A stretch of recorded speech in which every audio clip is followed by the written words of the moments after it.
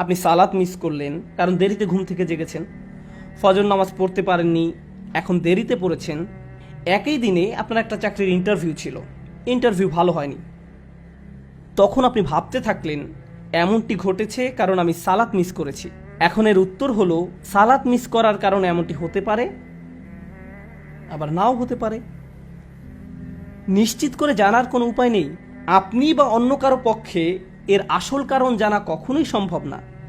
কিন্তু যে জিনিসটি আপনাকে সাহায্য করবে তা হলো আল্লাহ বলছেন, আমি আমার বান্দার নিকট তেমন যেমনটি সে আমার সম্পর্কে ধারণা করে।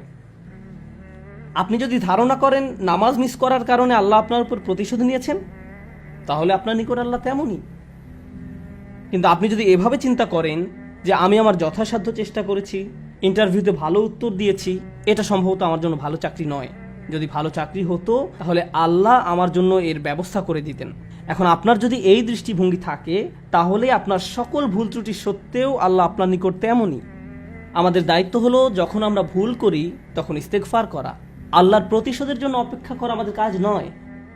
ব্যাপারটা বুঝতে চেষ্টা করুন। আমাদের কাজ এটা নয় যে আমি তো পাপ করে ফেলেছি, এখন আল্লাহ কোনো না কোনোভাবে আমাকে শাস্তি দিবেন। এজন্যই আল্লাহ বলছেন, অমা আসাবাকুম মিন মুসিবাতিন ফাবিমা কাসাবাত আইদিকুম, তোমাদের উপর যেসব বিপদ আপদ পতিত হয় তা তোমাদের কর্মেরই ফল।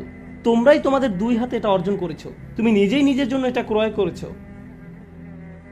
এমনকি আধ্যাত্মিক জগতেও আমাদের কর্মের কারণে আমাদের উপর বিভিন্ন বিপদ আপদ পতিত হতে পারে।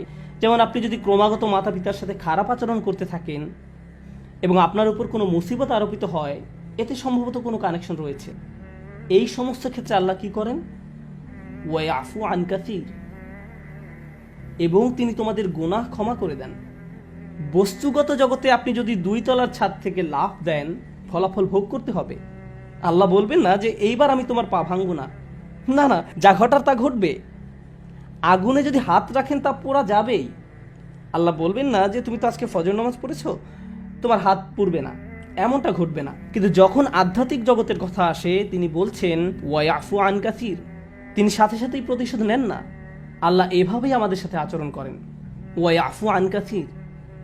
এই ব্যাপারটা আমাদের মনের মাঝে গেঁথে নিতে হবে।